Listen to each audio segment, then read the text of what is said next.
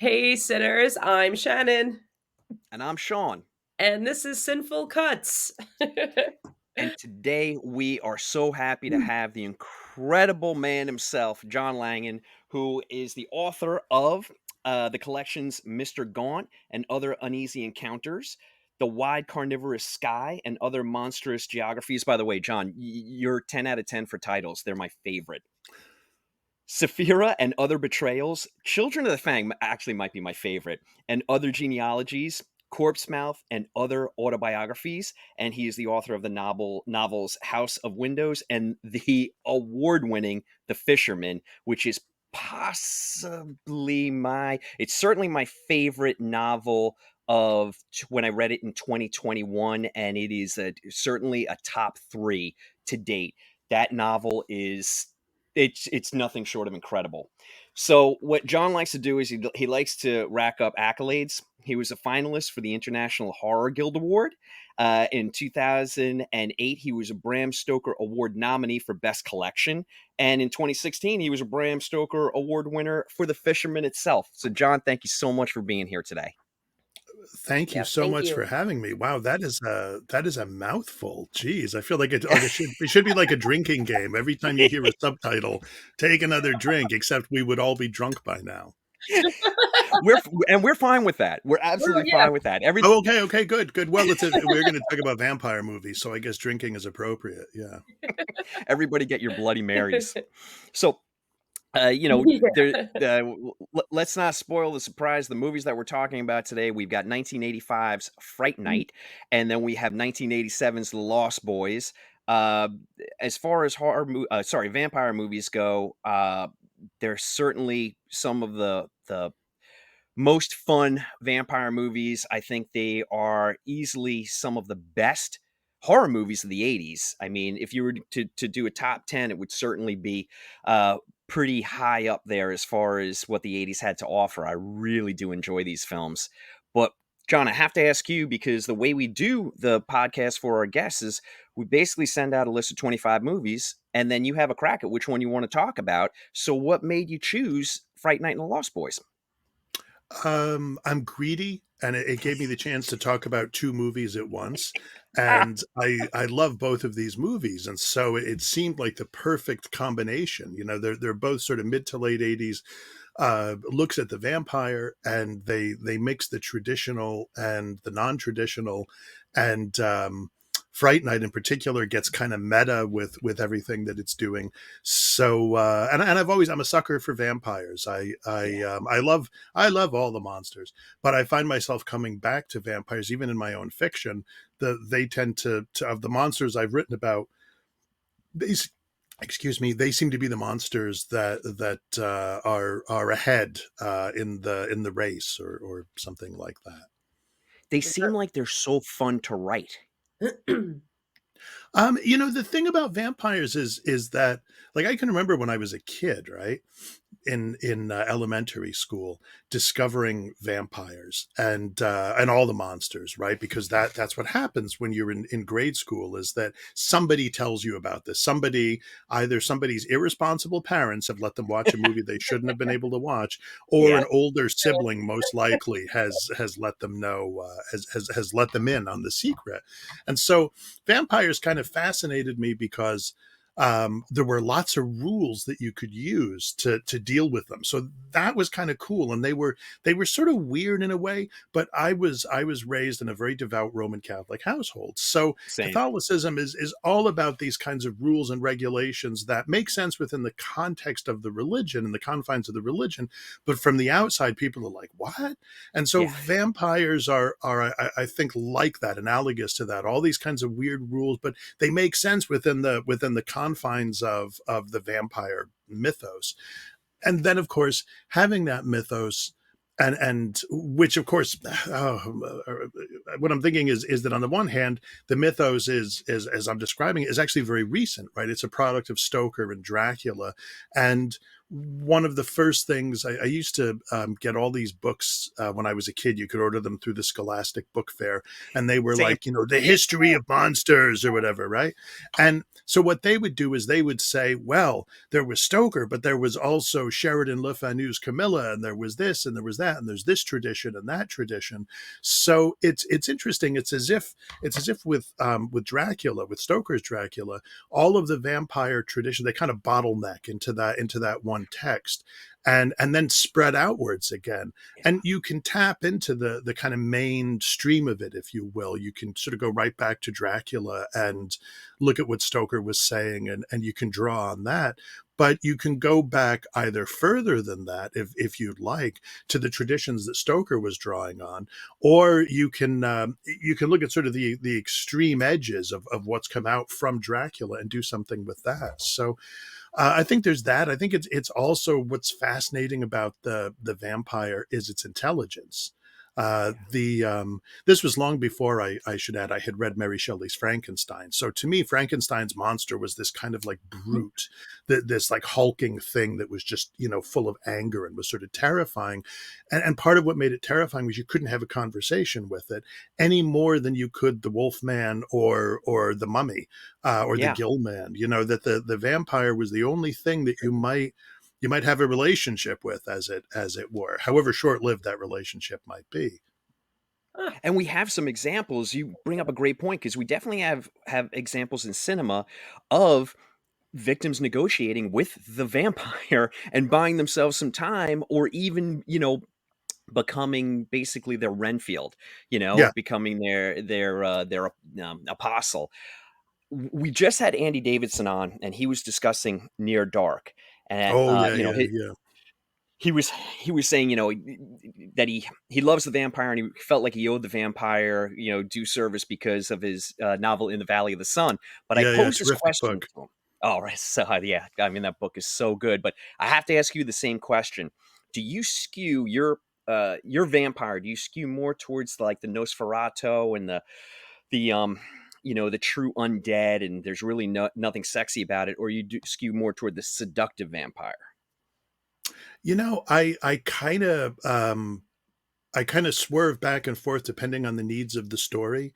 So I think that when you look at the way that vampires are presented, and they show up on stage in the 19th century, they're often presented as they're almost like ethereal. They're sinister. They'll drain your blood, but they're the opposite of the way we think of vampires. We think of vampires, especially post Buffy, right? Every vampire knows kung fu, right? Yeah. And they and even Dracula, even in sometimes Dracula's literally. yeah, exactly. And they hop too, right? The Chinese hopping vampires. I've gained the ability to hop, but at a terrible price. I must drink human blood.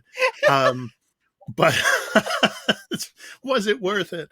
The Faustian bargain. It was. But I It was.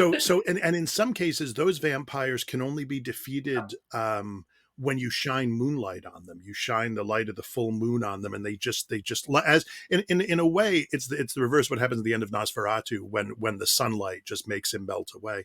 So there's a way in which and Dracula certainly, I mean, I'm on board with I think of Stephen King as the one who makes the case. I'm sure other people did before him, but in Danse Macabre, he makes the case for Dracula as just like sex embodied, and specifically a kind of oral sexuality. And I think that's true, but Dracula's sexuality is very animal and very aggressive. Underneath it all, there's the drink from me sort of thing.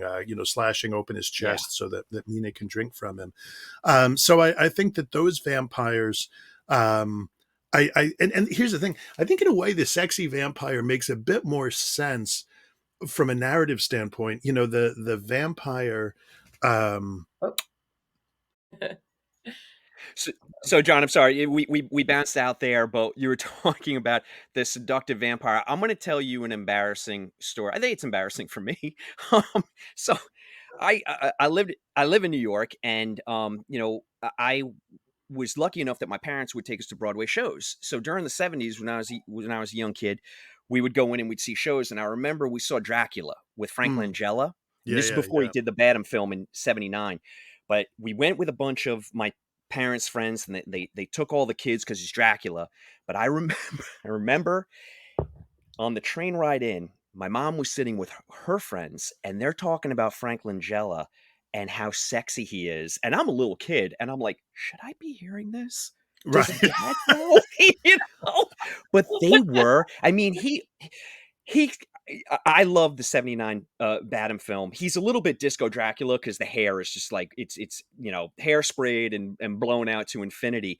But he is incredibly sexy in what he did on Broadway. I mean, he really captured a moment there where it was just all, Frank Langella is gonna, your toes are gonna curl up with his portrayal of Dracula. He really nailed it.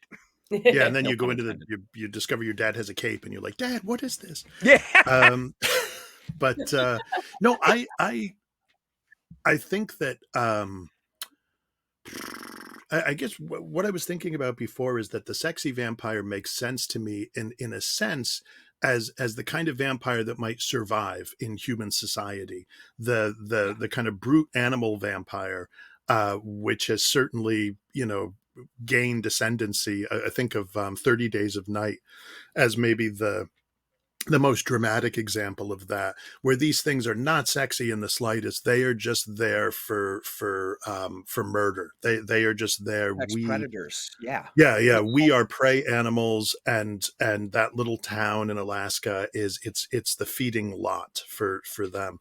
I think that they, in a way, it's harder to imagine how they survive, in especially as human society grows and grows and grows. And even actually, I mean, honestly, even when it didn't grow, they still need us. They still need human society to survive, right? Sure. So it's hard for me to imagine how a pack of vampires makes its way through, even the urban jungle of New York City or something like that, and doesn't get noticed by the cops, say, and dealt with. So I think that um, I think that the sexy vampire makes more sense to me, and I also think that again, with the sexy vampire, there's a chance for the vampire to emerge as a character. Uh, Maybe not a fully human character, but a character. The kind of animal vampire. I'm not sure. I feel that the characterological dimensions of that vampire are more limited, which isn't to say you couldn't do, because like I'm saying this, I'm thinking, yeah, but what could you do? And you could do this. So it's possible certainly to do stuff with that. But yeah, I prefer the vampire that in a sense wants to corrupt you. That Yeah. wants you to be to take a ride on the mystery train into the dark. That leads us perfectly into Fright Night because that Yeah. really embodies Jerry Dandridge. I mean, he's got almost the perfect disguise as just this affable, sexy next door neighbor. And if it wasn't for friggin' Charlie peeping out the window, watching the coffin go into basement, he might have half a shot. I mean, until the bodies are stacked up like cordwood. Every news broadcast in the movie is basically another headless corpse found. Right. I Strange But murders continue. right. Police baffled.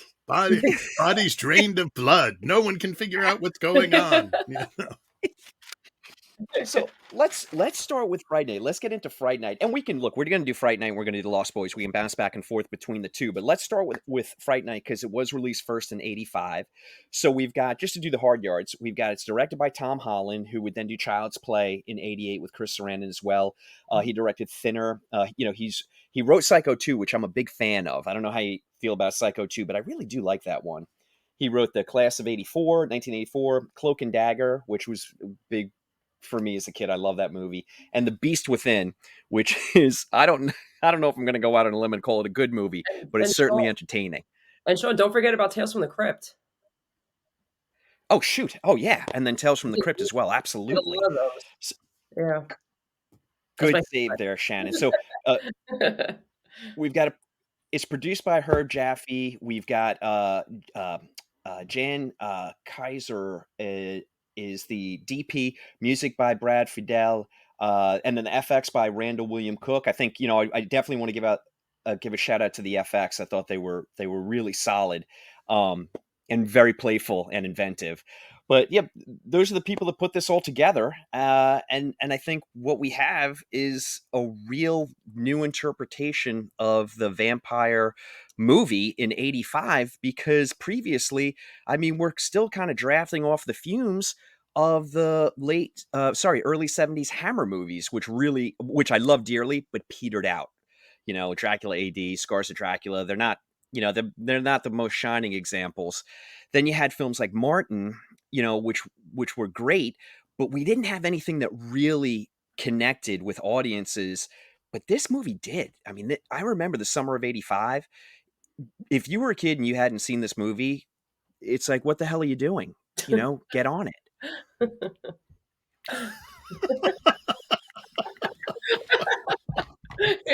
You're not unless you saw Fright Night. Have I exposed that I was a lonely child? But you had the comfort of your monsters and your dad's cape that you could watch those movies in. John, you're really bringing me to a dark place here. Okay, I think that in the one of the things that fascinates me about sort of like vampire cinema, right, is that you see in the '80s into the '90s, you see these films like Fright Night, The Lost Boys, Near Dark, which is impossible to find streaming. I thought to myself, I want to watch Near Dark like as this kind of just as like sort of an unofficial trilogy, with these other two movies, and it is not available anyplace. It's on the Criterion Collection, but you have to join it. Okay, all right. But then you also have and you have Martin as a kind of early forerunner of this kind of stuff. But I agree that Martin is so much its own thing. It's a brilliant film, and it might be my favorite of Romero's films. I'm not sure, right? It's hard to beat Night of the Living Dead, but Martin is so revolutionary. But I almost wonder with Martin, unlike Night of the Living Dead, I wonder if what Romero was doing there was just so out of the mainstream, so far ahead of its time or to the side of its time or whatever, that we're still trying to catch up to it. But you have these other movies like The Habit, Larry Fessenden's Habit, which is 90s, maybe late night, early 2000s. You've got The Addiction. You've got is it Nadia? I think. So you got these kind of like, and of course The Hunger as well. I suppose that would be another one that you could slot in here. That The Hunger, I think, takes the sexy vampire thing and just amps that right up. It just gives you all these beautiful. Sexier than Bowie. Yeah. And I think that. So, but I guess what's interesting to me there, right, is that you're right. Like, they're moving past Dracula. They're like, okay. Yeah, we have a ton of Dracula films. And of course, Coppola will do his Bram Stoker's Dracula, which is a lovely film. And I think probably fits into all of this in some way as well. Yeah. Although the thing with Coppola, right, is his Dracula goes from just being sexy vampire to romantic hero, doomed, damned romantic hero. Oh God, you took my girlfriend away, so I'm going to be a vampire. And which I think works in the film, but which is not Stoker's Dracula. That's Coppola's Dracula. So I think that with Fright Night. And the thing about Fright Night, which I'd forgotten until I watched it this time, is, man, it is awfully wobbly for about the first 10 minutes. Like it's almost slapstick. There's Charlie, Mom, I thought I saw a vampire. Oh, Charlie, there could be a laugh track, and you're just waiting for the Fonz to show up. Hey, what's up? Fonzie, there's a vampire next door. Don't worry about boy it. Who The cried Fonz will wolf. deal with it. Hey. Yeah, exactly. So yeah, there is absolutely a bit of that. The boy, but then maybe 10 minutes, maybe 15 minutes in, it finds its footing and it just barrels ahead. It is a powerhouse of a movie. And I think part of the problem that the film has, right, is just that kind of entry point. How do you get into a universe in which there are vampires, and which and what Holland wants to do, right, is to have this kid who watches too many horror movies, right, see a vampire. So is it even real? So there's some of The Boy Who Cried Wolf. There's some of Rear Window. And I think that all of that, just it's like, you should, when you're riding the bicycle and the bicycle's kind of wobbling a little bit side to side, and then you just find your footing and you start to move. And then I think especially once Roddy McDowall shows up in the movie, it kicks the movie it's like up. 35 minutes in. Yeah. And the thing is that I doubt Roddy McDowall got a lot of money for this movie, but he does not phone it in. He plays this part with utter seriousness and utter conviction and a certain amount of pathos. And I think I don't know if that makes everybody else up their game, because they're like, oh, Roddy McDowall, look at what he's not phoning it in. But all of them really bring it. They in a really interesting kind of way. And yeah, he's a great, Chris Sarandon is a great sexy vampire. And there's the suggestion that, I can't remember the name of the female protagonist. Charlie's girlfriend. Amanda Beers? Yeah. Playing, Amy. Amy, right. But that Amy is in some way, she reminds him of his lost love or something like that, but it doesn't, which of course Coppola would just run with, but he doesn't make too big a deal out of that. He's just like, that's funny. But yeah, it takes the whole, go ahead. No, I was going to say, I actually I saw an interview or a panel rather of Chris Sarandon talking about this movie, and he mentions that one of the reasons why he thinks that it really works is Holland did give them, because at first, of course, he heard it's a vampire film, and Sarandon was a little, like, but then he read the script, read the character, and Holland obviously gave them all, little creative freedom. And he said he really there's like human characteristics in him. So like he utilizes the part where he realizes that Charlie saw him and knows what he is, and he has a moment where he goes in his house, which was frightening, by the way.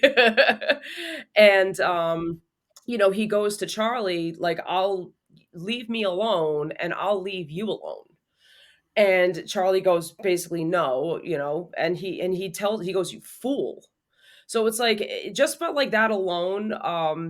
I feel like you get a sense that he's I mean, granted, he's very sexy, he's very very strong, very frightening, but he was a human once too. So it's like he is also tortured, I think, in a way, to live this way. He relies on somebody else to do his dealings by day.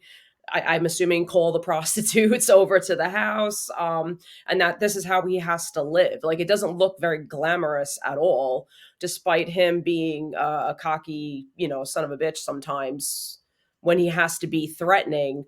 But I think that is more like his survival instinct as opposed to just being a threat. Basically, I think there's more to it than that. He's literally just trying to survive.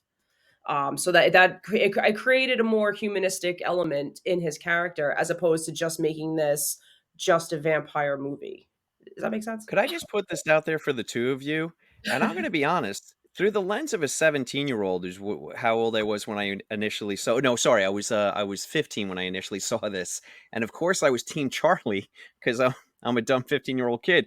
As a man in my 50s now, rewatching this just yesterday, Charlie's a real Budinsky, and I am completely Team Jerry Dandridge. This pain in the ass kid really needs to go. Well, it's funny, right? Because I think you're right that it's a pragmatic thing for Jerry. It's like, look, I'm as most vampires do, right? He's going to feed on the sort of at the margins of society. Sure. So and the cops are going to be like, oh, another dead hooker, whatever. And he doesn't want any trouble from he's. Oh yeah, absolutely. Yeah. And he wants to. I mean, the same thing happens in the Lost Boys too, But anyway, but he doesn't want trouble in this nice, he's moved into a nice neighborhood, he doesn't want any trouble, and yeah, can't we just live and live, let live, um so yeah, he does try to negotiate a bit first before ramping things up. Now, Yeah. I grew up in a suburb. I mean, this was filmed on the back lot, but I grew up in a suburb that was very similar to what we see in the film. And I'm going Hmm. to tell the two of you right now, in 1985, you would have flown under the radar better as a vampire than a man living with another man next door in the suburbs. That Right. is a flat out truth. I mean, this movie has really become an icon of queer cinema, and we definitely have to talk about that. Oh yeah, How absolutely.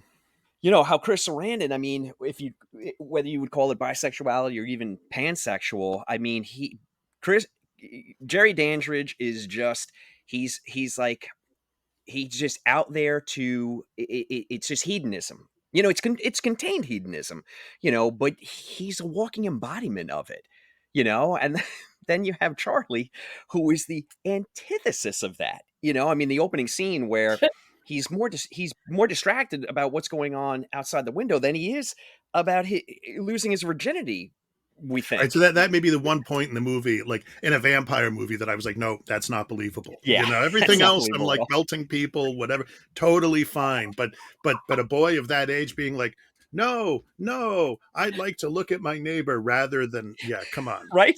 come on, Yeah, Tom Holland, come on. But if you can believe that, you can believe everything else.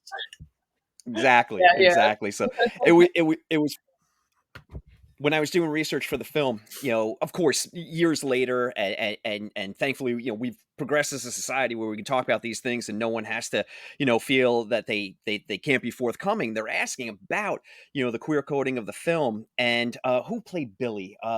Jonathan Stark said we knew the scenes we were shooting, but it was not talked about on the film set. And at first, I was like, come on, Mr. Stark. But it actually, if you're shooting this film in the 80s, you wouldn't have talked about it. Right. It wouldn't have Yeah. been It's something a that would have been great question. discussed. But Yeah. you know, but I think Tom Holland did a service to vampire mythology and vampire lore and Dracula, because there is so much sexuality in those stories, and it does. I mean, it includes all types of sex. That's what makes the vampire so seductive. It's just everybody's fair game, which I love about the vampire. Yeah. You know? I, Pretty I much. kind of feel like Billy, the thing with Billy is that Billy has been corrupted. It's that strikes me like I fell down the rabbit hole, of what is Billy? Is he another Yeah. vampire? Is he a golem of Is he some kind? Is familiar? he, Yeah. yeah, familiar? Is he, because when things don't turn out so well for Billy, I mean, he literally goes to pieces, right? Yeah. And an amazing, I was like, wow, what an amazing special effects display, right? But yeah, he's clearly, it seems, something no longer completely human. And I do think of him as a sort of like a familiar, something that's been kept alive, and then when the spell Yeah. breaks, he just kind of melts, right? But Yeah. he's been corrupted, and I think I think that's also what happens to Amy. I mean, it's the thing about Jerry is Jerry almost seems to like radiate. He's like radioactive with sexuality, and he's corrupted Billy, and he corrupts Amy too. She's, at the end of the movie, she's like, okay, buddy, let's go. Charlie is Charlie and Peter Vincent are the only ones that he doesn't corrupt. Right. Charlie, because even Evil Ed gives in. Yeah. And he says to Evil Ed, I know what it's like. I know what it's like to be you. And there's an interesting kind of seduction there, that, Yeah. I'm the outsider too, and I'll give you power. Um, and so I think that there's almost like this sort of sinister, I don't know how you call it, sinister empathy exactly, but he's definitely like this kind of raging id, just kind of Yeah. let loose, and you don't want to be too near to him, because like your mom with Frank Langella, like it's just, yeah, it's too It's much. off the It's too charts. Yeah. much. Can I tell Gonna you a have to fun get that fact damn cape dry about, cleaned. can I tell you a fun fact about Jonathan Stark, about his melting scene? So Sure. apparently he tells a story about they filmed that scene. He has the, the goop and stuff all over him. And apparently something the way he tells it anyway is apparently the pipes on this particular day of shooting like weren't working properly, so he couldn't take a shower at the studio. So he's like, I have to drive home like this. So he drove home like that. And then he realized his gas gauge was pretty much on empty. So he had to stop and get gas.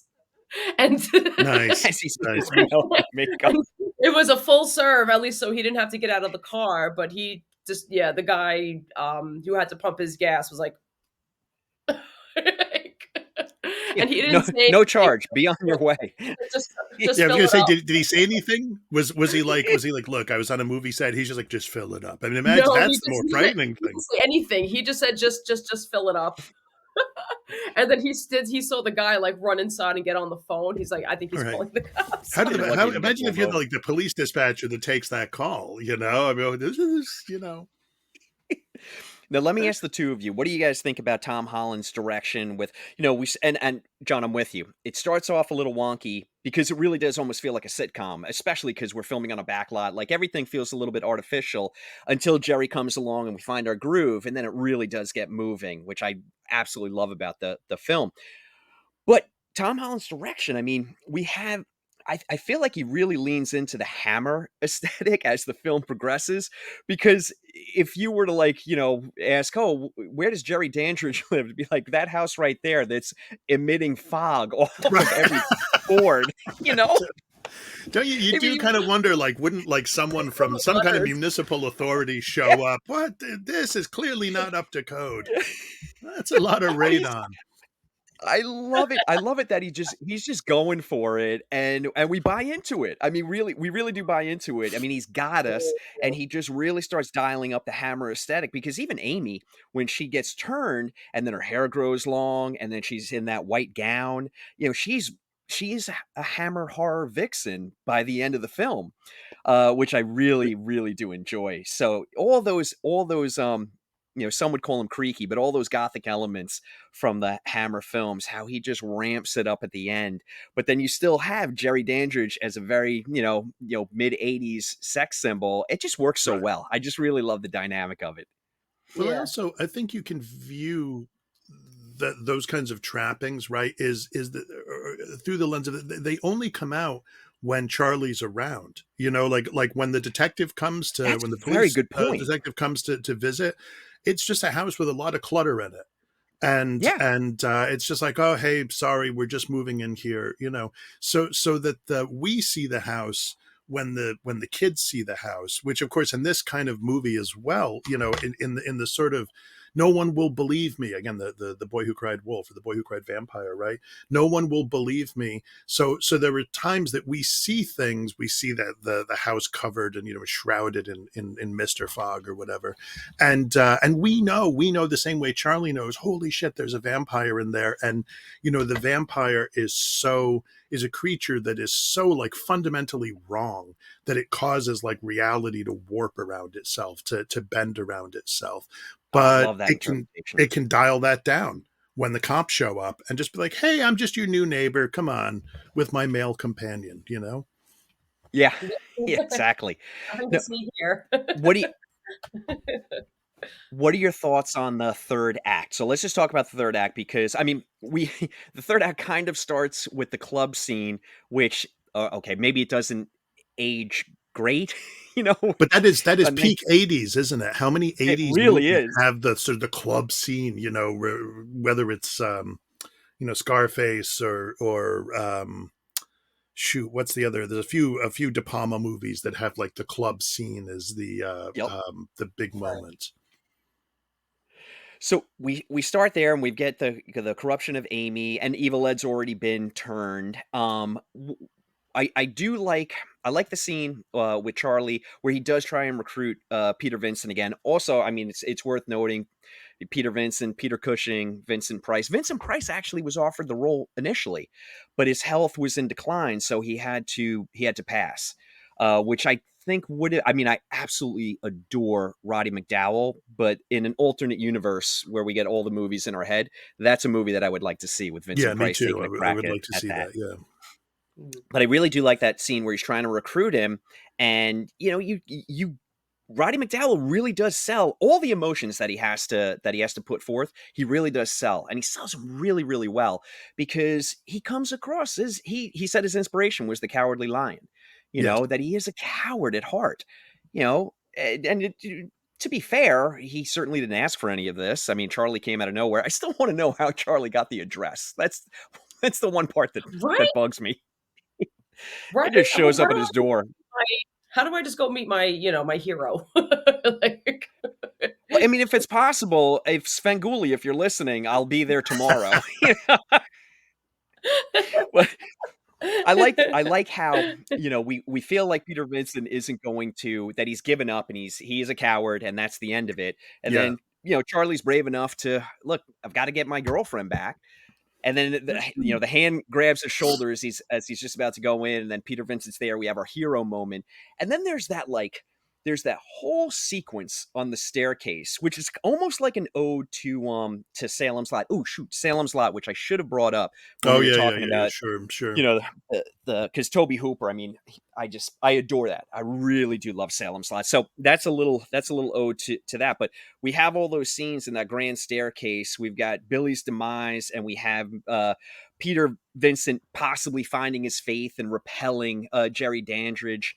And then we have some great special effects with Jerry turning into the bat, and it all kind of it wraps up. But there's little moments, spread throughout where Jerry is kind of circling the house in his vampire form. And they have those great little gotcha moments and campy moments where someone will be by the window and then Jerry kind of floats by. And I'm telling you both, I don't know, John, I don't know if you had a chance to see this in the theater back in 1985, but when those happened, the audience lost its banana collectively, and that Uh-huh. kind of experience in the cinema it's why we go. It's Yeah, why yeah. you The want to see collective. Yeah, stuff on yeah. the big Absolutely. screen.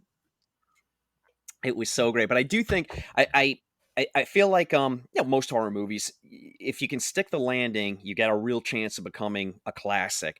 And I Yeah. do feel like this movie, it does stick the landing. I mean, there's a lot of parts, there's a lot of moving parts there, but the ultimate demise of Jerry I think is pretty satisfying. But what about you guys? How do you feel? Yeah, I agree. I think that staircase scene is pretty remarkable, especially considering and I don't know if this is just me probably bringing this to this, but considering the sort of Psycho echo too, and knowing Mm, that Holland was involved in writing Psycho too, right? But the staircase in the Bates house is so important, right? And moving up and down that staircase is such an yeah. important thing. And of course, there's that wonderful stained glass window too, behind which someone's got to crash through the stained glass window, right? Yeah. Um, but that sort of moving up and down as a way to represent the character's fortunes. Now we're doing well, now we're not doing so well. Um, and um, I think yeah that part of I think that third act in particular, maybe it was into the second, but like that's where Roddy McDowall I think is really the anchor for this thing is I think because Agreed. although he Completely agree. is emboldened enough to say I gotta go try to help, he's still terrified. And so we talk about, right, courage is not being unafraid, it's doing something even though you are afraid, right? So he has to find actual courage in that moment. And yeah, and Jerry's demise as Billy's demise was quite spectacular. Yeah. I was asking myself, is this the first time, and it might be, that we actually see a vampire go out that way? It very well Usually, might be. yeah, because you think about like go all the way back to Bela Lugosi, right? And Van Helsing in Browning's Dracula, the camera moves and we hear the sound of the stake being hammered with really just one blow, and then we hear Lugosi go, "Oh," and that's it. That's it. And most in from what I can recall anyway, in most vampire movies, all they'll do is when you stake the vampire, they'll show that and there'll be blood coming out or whatever. But the disappearance of the vampire, which also means that the hero doesn't have to deal with all the questions, the Yeah. unpleasant questions of, Exactly. that but that sort of spectacular end to the vampire is, and I'm totally fine with Evil Ed, being around at the end. That Oh, I love actually it. didn't bother me at all. That's a lot of times those No, scenes you're like, oh, come on, but that felt somehow that feels like the little chef's kiss. Yeah. Instead yeah, of feeling like sequelitis, like they're setting it up, it was a perfect chef's kiss. I So agree. let's just move. Oh, sorry, Shannon, you wanted to add? No, no, I was just saying I agree, and I because I also think Evil Ed's death was interesting because first of all the makeup effects was off the charts, especially for that time. His it was almost like that like a werewolf transition, if you will. Yeah, So I found it really interesting, and it gives you kind of the sense of maybe the steak is harmful, but it doesn't really complete the job. I found that interesting. So maybe the sun is really what you know finalizes everything. I just found that interesting. right.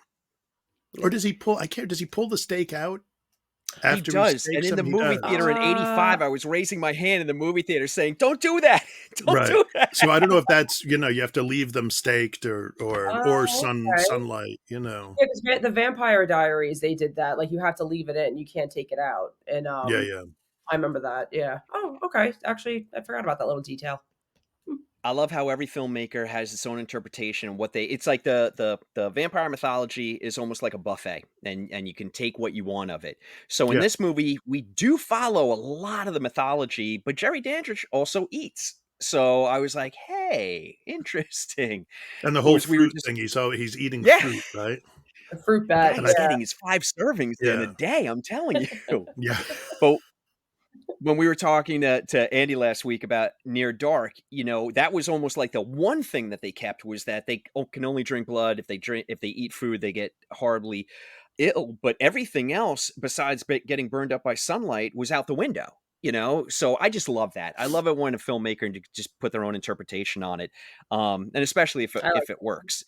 So now let's switch gears. Let's go to '87, and we'll talk about the Lost Boys because we have we've got Fright Night, which is in the suburban setting, and it's kind of like corruption comes to suburbia, and you know Jerry trying to break apart the good old fashioned high school romance and all that.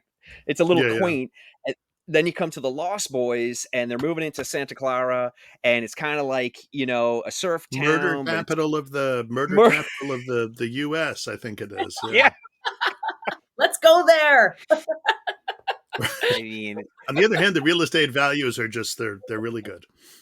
yeah, yeah, and your taxes are super low. The tax are super low. I was Yeah. gonna say it must be We've really got this complete affordable. Yeah, right, right.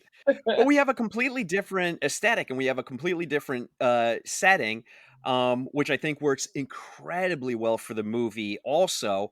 But instead of having a real, buttoned up, seductive vampire, not to say that Kiefer Sutherland and that gang of vampires aren't seductive. I mean, they very much are young, sexy kids, and that's exactly what Joel Schumacher was going for.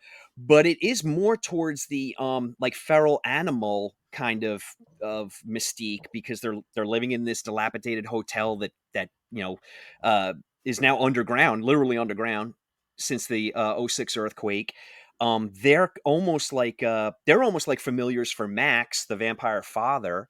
So we have it's there's similarities being horror comedies, but they're different enough that they don't feel repetitive. So when I saw Right. Fright Night in '85, I didn't feel like I was getting the same meal, so to speak, in '87. I'll just do the hard yards for the Lost Boys. So of course it's directed by Joel Schumacher, who directed the classic DC Cab, St. Elmo's Fire. He directed Batman Forever, Flatliners, 8 millimeter. He's got a lot of he's got a varied directing career. He's not just a genre director. He's had his hand in a little bit of everything to some, to certain degrees of success. But I think he's a really good, steady director. And he had the benefit of having Michael Chapman, who was the cinematographer. So he had done, he was the DP on The Last Detail and Taxi Driver, The Last Waltz, Hardcore, Raging Bull, The Fugitive. So, I mean, Scorsese is using Michael Chapman as well. And I think this film, I don't want to say that Fright Night looks flat, but we've already said that, they're using the back lot, and it almost has that sitcom, appeal to, look to it. And this movie is very different. I mean, the very first shot, we're swooping in. Like, they're using the camera in a lot of interesting ways in this film, which I really did appreciate. I mean, it makes it very engaging, I think. And Yeah. then Joel Schumacher, he is just having, you can tell he's having a blast with this, he's got his crack at making a vampire movie, and he's just putting everything into it that he can.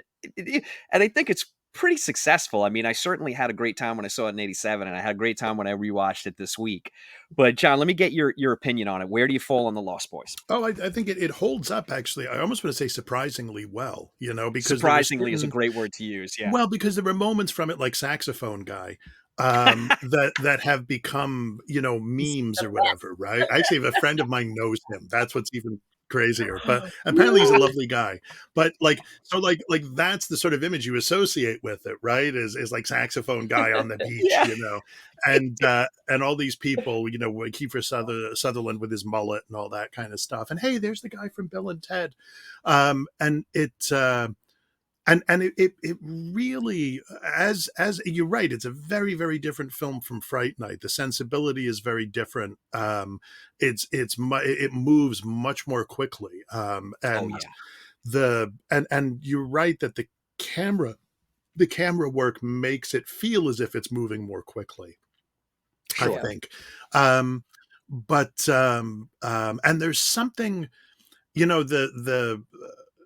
there's something with Max and the Lost Boys. I'm sorry, folks, for spoiling this, but honestly, it was 1987. Come on. Yeah, come on. But with Max and the Lost Get with Boys, the program. it's almost, yeah. With Max and the Lost Boys, it's almost like Captain Hook is parenting the Lost Boys, if you will, Yeah. the sort of Absolutely, yeah. Max is always in these terrible period appropriate costumes, Right. and in the same way that Captain Hook is always dressed up, he's almost trying to blend in by being awkward, like, oh, he couldn't possibly be the king of the vampires. Look at this guy. Yeah, this guy's a dork. Yeah. Yeah, and you have these terrific performances, which are in some cases really campy. The Frog Brothers, Yeah. And Yeah.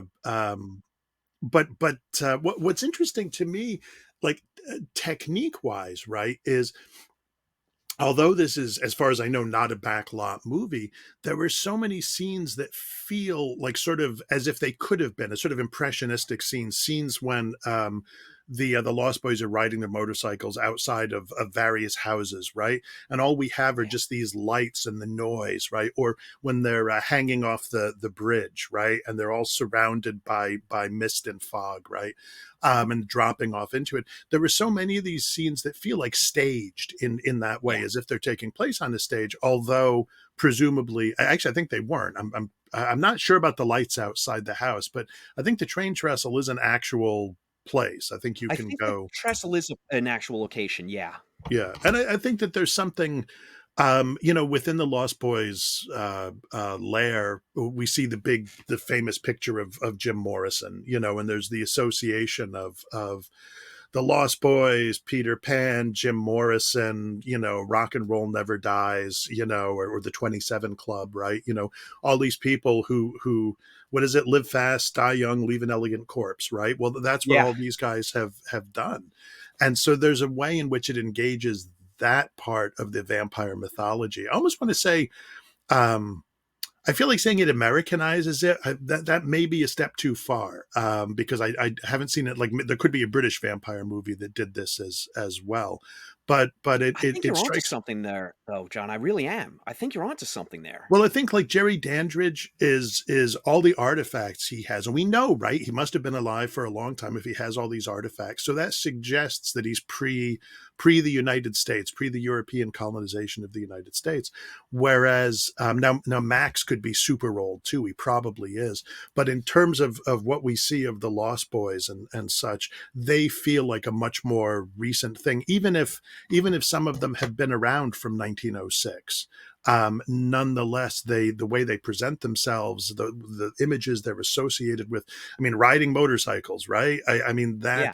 that's also, it's as if they encode different kinds of call it adolescent rebellion in themselves, right? Like, so you see the Jim Morrison poster, The Doors, right? You see surfboards in that place as well, right? So surfer culture. They're riding motorcycles, so so they've got earrings. Heaven help us. Yeah. They're wearing all kinds of bright and And weird hair. clothes. So there's all kinds of ways in which, yeah, the hair, um, live forever, have great It was hair. a time. Um, Yeah. right, great hair, you say? Um, so I think that um, I think that all of that, even the way they run together as a pack, it's interesting because you were asking earlier about sexy vampire versus like murder vampire, and the Lost Boys kind of wind between the middle of them because there's no doubt that Kiefer Sutherland and his buddies are presented as attractive, and certainly Jason Patrick and Kiefer Sutherland are there's something going on between them, but then there's also, it gets sort of sublimated into the relationship with Sky, right, where Jason Patrick Mm. wins her away from Kiefer Sutherland. So, but they run as a pack, right? They run as if they're pack animals, and when you kill one of the pack, as they succeed in doing, the rest are going to come for you. That's just Yeah. uh, there's no doubt of that. I do.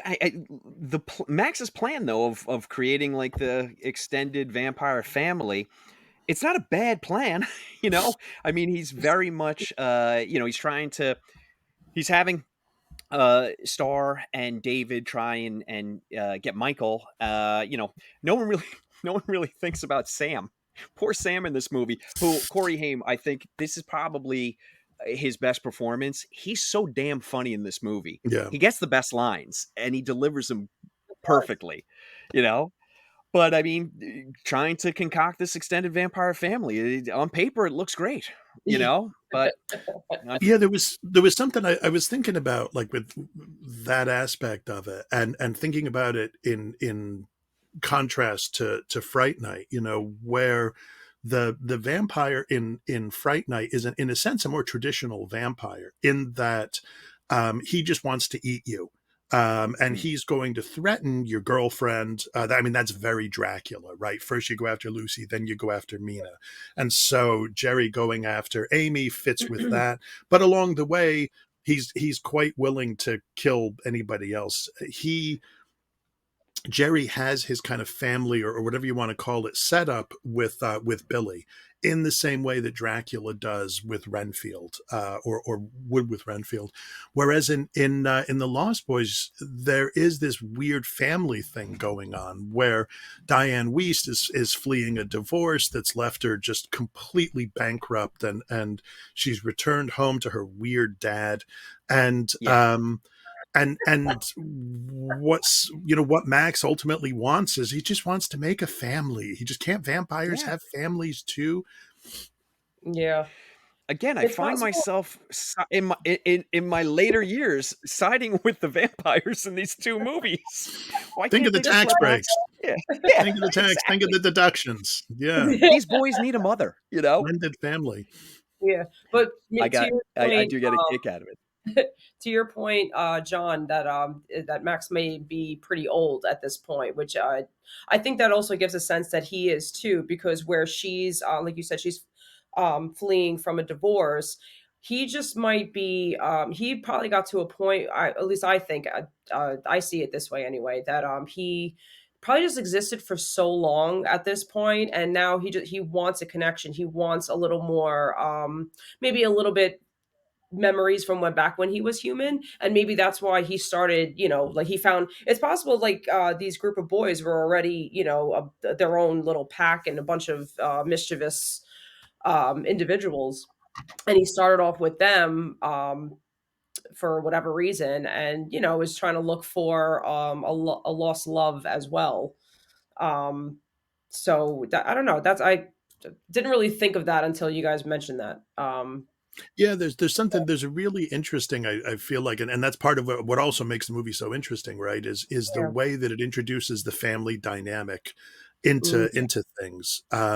It's the 80s, and so we're starting to see, I think, more the normalization of um the non-traditional family, whether it's just the mom and kids, the dad and kids, an uncle or aunt and kids, a grandparent and kids. Like that's become like, hey, that's just what happens sometimes, right?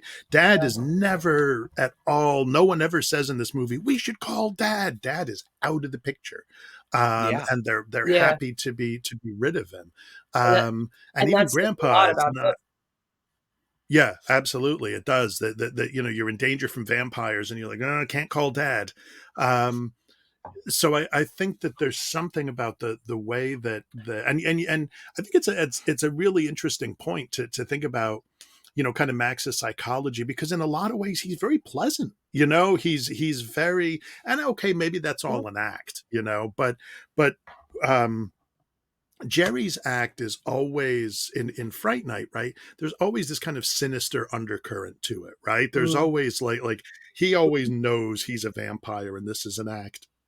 And almost it feels like part of the fun is, what can I get you guys to go along with? Whereas Yeah. Max seems a very he's just a geeky kind of guy, and the fact that he's wearing these clothes that are just ridiculous, even at the time his clothes were ridiculous, I Yeah. think. And but that's part of his camouflage, right? I'm just some geeky guy. It is interesting that when he's over, when the mom brings him over for dinner, he says, oh, aren't you not supposed to see the meal before you eat it? And she's like, no, Yeah. no, that's a wedding, right? You're not supposed to see the bride. But and that those lines, it seems to me, they cut a few different ways, right? On the one hand, you're not supposed to see the bride, right? So that's what he wants, is to make her his bride, but his sort of dark, evil, satanic bride. So of course that tradition would not attain. But then also she's a meal potentially. Yeah. You're not supposed to see the meal before you eat it. Yeah. Oh, In so that in case she he's says no. right, exactly. If she says no, he's like, well, I'm sorry, honey, but you were delicious. I do. Maybe Max is the most successful vampire of all the vampires, because his camouflage is so great, because he's just a nebbish. Yeah. Nobody Yeah, he runs suspects an him. electronics store. He runs like Radio Shack Yeah, or whatever it is. exactly. He draws power from your frustration at having to wait. Yeah. John, I I was I surprised when I first saw the film. Yeah, I was like, "Holy oh, guys, shit, he's excuse me a one sec. I just need to plug this in. vampire?" But yeah, I was surprised when I first saw this film. I never saw Max as a vampire at all, so I thought that was a really interesting twist at the Oh time. yeah, did you? I actually suspected the grandpa at one point. I I was think I like, did too. I was Yeah. like, Oh, oh, the grandpa does good. all the taxidermy, but I think that's it's a deliberate red herring, right? They're trying, as if there's any other kind, but they're trying to point you in grandpa's direction, so you'll be like, oh, taxidermy. That does seem like something a vampire would do, and then it turns out Mhm. no, he and Michael together helped to get rid of Max. But he did Okay, know about vampires. yeah, that would have been Well, yeah, helpful he never information he from the never beginning. says, listen, you're moving here, that's great, don't mess with my grape soda, and there's vampires. Like, he never says that, right? It's And my immediate next question would have been, and what about werewolves? Like, you're withholding information. Anything right, more right. that we need to Werewolves, I know, zombies, anything else? Anything, it's, yeah, grandpa's interesting. It, So this movie comes out in '87, and then we have 2 months later. This came out during the summer, and it was just it was just everywhere because the soundtrack was incredibly Oh yeah, it successful. has So a you heard, terrific soundtrack. Yeah, yeah. oh yeah, you just heard it everywhere. So this movie's a powerhouse. It's a huge smash. And then in the fall of that year, we get Near Dark comes out, and it made zero impact because all the oxygen was sucked out of the room. There was no blood left in the corpse. Ha ha ha! See what I did? But it was just there was no room left. But Yeah. Near Dark, and you guys, please feel free to disagree with me. But Near Dark, I feel is a vastly superior movie to these two, although I love all three. But I just feel like Near Dark is almost like, is this a documentary? Is this what actual vampires would be like? And I still feel like that to this day. On a rewatch this week, before we recorded with Andy, I watched it and I'm like, this film doesn't feel like it's could possibly be the same year as Lost Boys. They're Right. so incredibly different, but they were. I mean, they both came out in 87. Yeah. Yeah. I'd have to think about that, I guess. I mean, I think that one of the great virtues of Near Dark um, is the over the top performances by everybody. Everybody just buys into these performances. Bill Yeah. Paxton, maybe most famously, right? Yeah. But they just inhabit these characters so fully and so outrageously. That it's hard not to be kind of bowled over by them, right? And hard not to Yeah. feel like, oh man, um, It's so I gritty. yeah, yeah. There's a kind of grittiness to it. Whereas the Lost Boys is definitely influenced by MTV. Yeah. This is an MTV movie, and Fright Night is a more traditional horror movie. But I I don't know. I'm not sure. Even though I love Near Dark, perhaps it's because I haven't seen it recently. Thank you, streaming services. Um, it's I'm not sure. I'm not sure if I would give Near Dark the edge. I'd rather have all three together. I love them There's all. room for all of them. You're There's room right. for all of You're them at right. the horror table. They're all They can completely all All right. have. different movies, like Yeah, that's true. when you really put them down, like even though the core connection is the vampire lore, they tell them all very very different, and all three are so fascinating. So it's like to me they're all streamlined on one platform, honestly. That The interesting Yeah. Do you think too that, like, the interesting comparison between Near Dark and the Lost Boys is they're all about these groups and who's going to be part of the groups, Yeah. right? Yeah. Yeah. In Near Dark there's the kind of vampire, family, as it were. And is, I can't remember the guy's name, but is he going to be part of the family, or isn't he?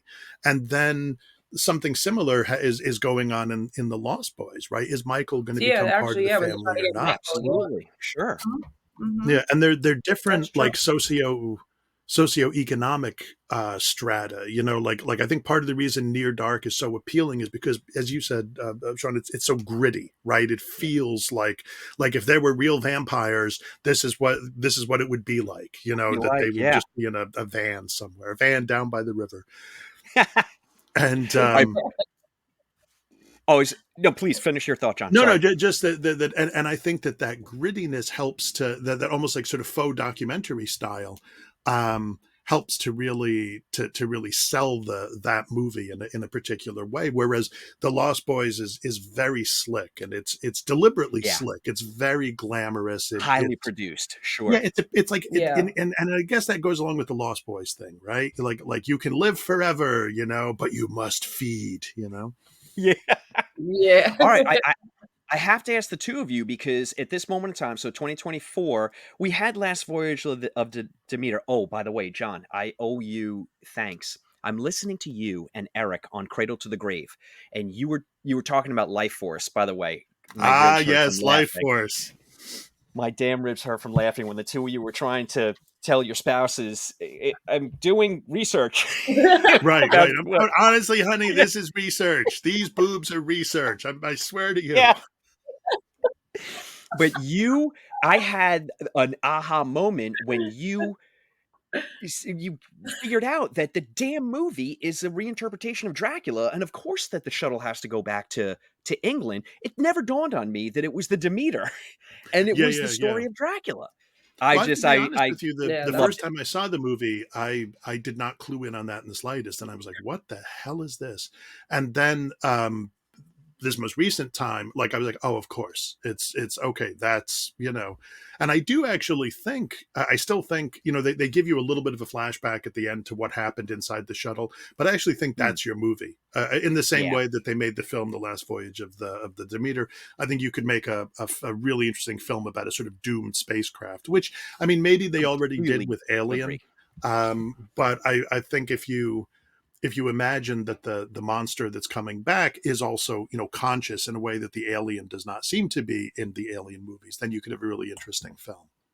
I agree 100%. So I just want to pose the question to the two of you. So for 2024, it seems like we're at a little bit of a lull in vampire movies. The New Salem's Lot keeps getting pushed back. Might not be the best sign, but I am eagerly anticipating it. But it just seems like, yeah, we're in a little bit of a quiet period right now. well, we I'm got waiting for that. we got Abigail coming. Which one, Shannon? Abigail. We do have Abigail Oh yeah, coming. yeah, yeah, yeah, Yeah, yeah. we It do looks have fun. Abigail coming. It looks fun. Yeah, So, it looks fun in the same way that Fright Night oh, looks fun. I don't think like what you and got? Nosferatu. Yeah, Oh Eggers, boy, Eggers you're right. Nosferatu. Yeah. Yeah, yeah, yeah, That is the yeah, one. You know, all right, yeah. way to embarrass me in front of our guests, Shannon. All right. I forgot No, about that Sean, one. you've embarrassed yourself, and soon Robert Eggers will be at your door. Wait, can we trace it back to the moment I told you my embarrassing family history with Frank Robert Langella? Eggers will be at the door, and he'll have whatever Skarsgård that is with him, because the Skarsgård, they're a scary brood, man. I'm 5'7" and a half on a good day, so whichever one shows up, I'm gonna be doing this. Yeah, yeah. All They right. don't even. There's just like a Shan ranch with them. They don't even know the difference. They just pull one out for the latest movie. I mean, these Scandinavian handsome men, they just keep showing up, you know? Damn them. I would let Shannon introduce our 3 questions. Do you wanna start off the first one, Shannon? I don't have them written down. So Okay, I'll tell do I? you didn't know there was gonna be a pop quiz. Okay, John, so these are our 3 questions. The first 2 are pretty straightforward. The last one is turning out to be very problematic, but we're still gonna do it. Okay, so the first one would be, what is your most frightening horror experience? It doesn't necessarily have to be the film, but just any experience, the watch, the walk to the parking lot, whatever it might be. What's terrified you the most? Um, so I'll pick. Cinematically, there was a movie which I've never finished, and it was called something like The Abandoned, and it's about a woman, I want to say, and she was adopted from I think from Russia, and she tries to go back to find out what happened, and holy cow, did that, for whatever reason, the first like 15 20, I was watching it late at night, which didn't help, but the first 15 minutes of that, I was so freaked out. I was like, nope, nope. And I was like, I'll get to this in the daytime, and that day has not come as of yet. Um, and there was a time early on in our marriage when I woke up and I was still mostly asleep, and I saw a little girl sitting on the edge of my bed with her back to me, just in sort of silhouette. And I John. was as frightened as I have ever been. And I was so frightened I had to reach out and touch her. And when I did that, it turned out to be my wife's knee. So she was like sleeping with her knee up, and I was just like, ah. So, but Oh my for Cool. that moment, that was, yeah, that was frightening. Wow. goosebumps. Legitimate Yeah. goosebumps. I got the chills. Ooh. Oh my goodness. Oof. Okay, this next one, in the horror lexicon, what is your favorite subgenre of horror? I think it probably has to be the vampire, to be honest with you. I think there were so many different takes on the vampire. Um, I love werewolves too, but I just don't think there have been as many great, just Sadly, no. numerically, right? There's just No. Yeah. not as many. I mean, um, they're and I think that the vampire just seems to me endlessly adaptable. That you can just take a little bit here, take a little bit there. You have something that ranges from, we mentioned Romero's Martin before, right? So here's a film that is almost sort of documentary style, which is just, maybe this guy's just crazy. Maybe he just, maybe he just thinks that he's a vampire, although he claims he's Yeah. 100 years old. Um, Mhm. and then it can range from that to the kind of insane over the topness of Coppola's Dracula, or I think Fright Night for that matter.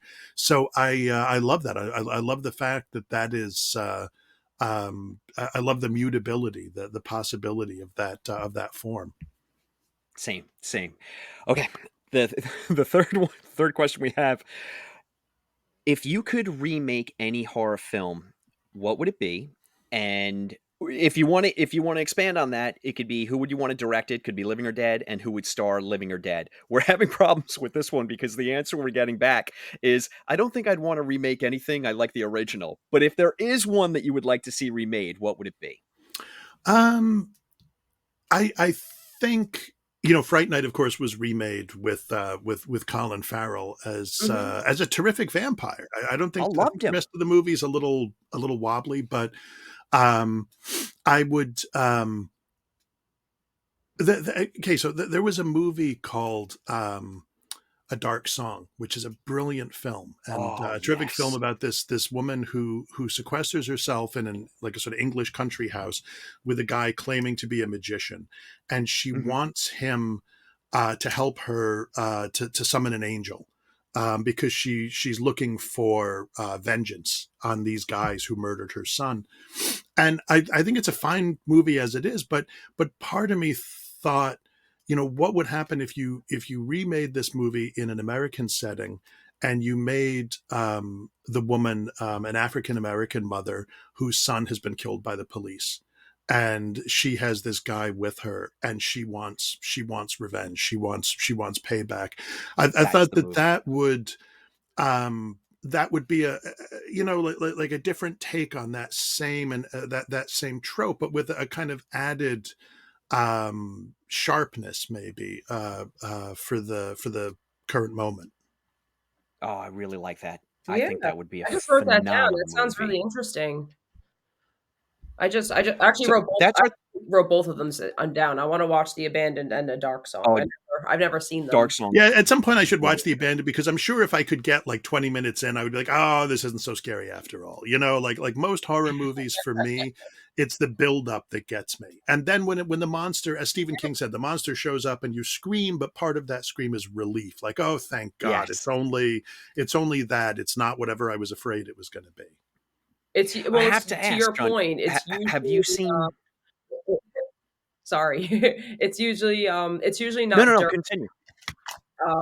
to your point, John, it's usually not during, it's afterwards. It's yeah, like, okay, like now I'm by myself, now I turn the lights off. Now I'm gonna go to bed where it's Right. quiet and the shadows are just gonna play tricks with me, and yeah, The now I'm first scared. time my wife and I watched the Blair Witch Project, we were living in a little Oh, house in the woods.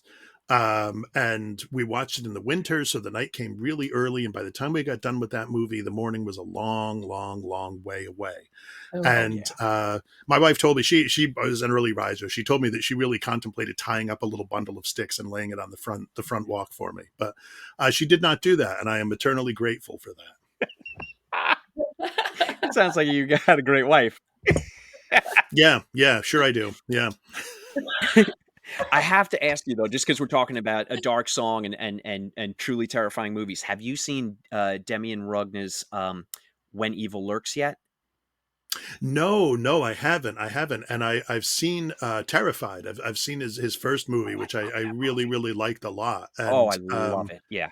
yeah, Paul Tremblay had watched Terrified at like a few years ago, like maybe the Telluride Film Festival, something like that. And for years he was like, "You have to watch this movie." So I finally got around to it, and I was like, "Holy cow, this is great!" And so yeah, When Evil Lurks is on my short list.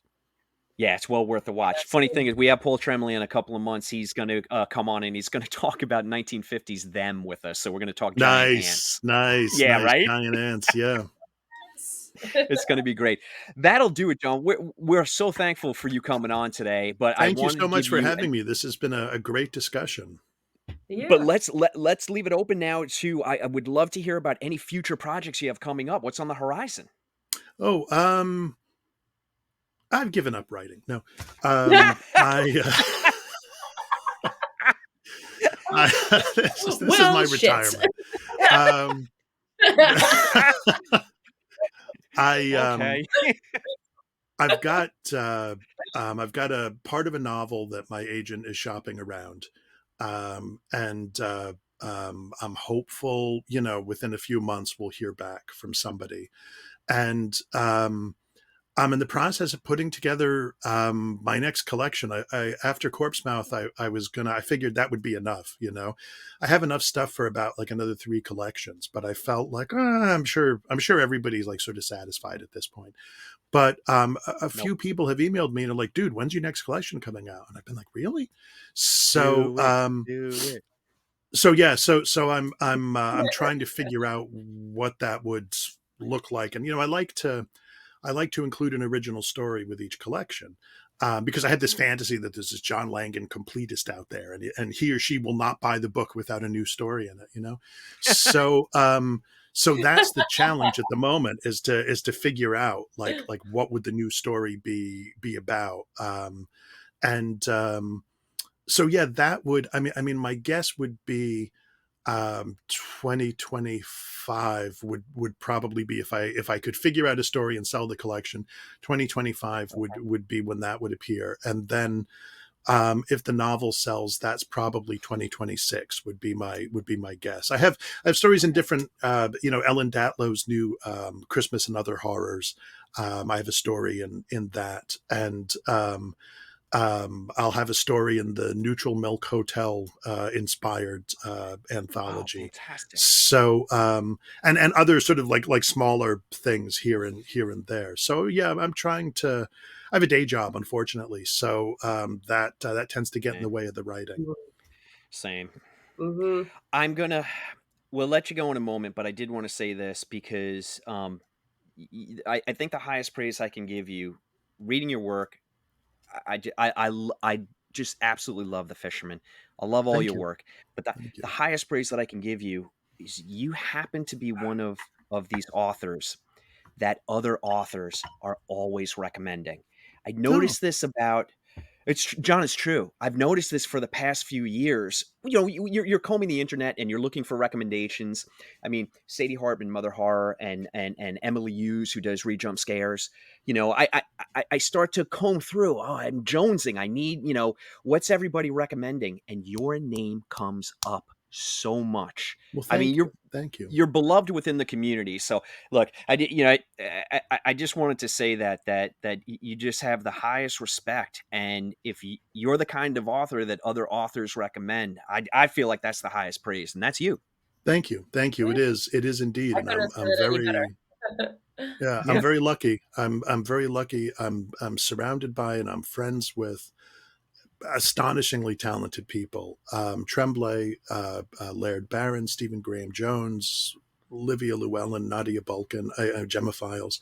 I mean, there's such an amazing group of horror writers of my approximate generation, kind of 50s or thereabouts, and there is an equally amazing uh, series of newer writers coming up. People like Clay McLeod Chapman and Rachel Harrison, who are just doing astonishing work. Eric LaRocca, and yeah, Sadie Hartman has done with her book 101 Horror Books to Read Before You're Murdered. She's done a great service and at least providing a somewhat of a roadmap. Just to absolutely. We're say, having her on. Yeah. yeah, no, just what here's some of what you can read. It's not everything, but it's some of it. Yeah. You summed Yeah. it up. It's a perfect roadmap. Anyone who wants to cut their teeth and get into horror, this is a perfect place to start because you're gonna find some incredible, incredible, maybe off the beaten path stuff that, you know, it's outside of the Stephen Kings, you know, Yeah. which are fantastic as well. But we're so thrilled to have you on. I would Thank you so love to much. have you back. Thank you. So I Well, let me I'll be know anytime you want. oh, you've made such a mistake, but thank you.